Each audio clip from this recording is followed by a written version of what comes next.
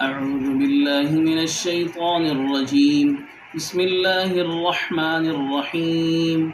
الحمد لله الذي أنزل على عبده الكتاب ولم يجعل له عوجا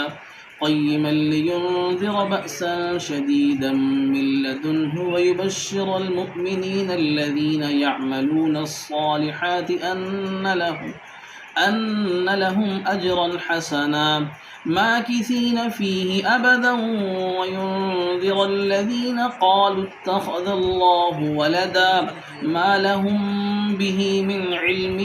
ولا لآبائهم كبرت كلمة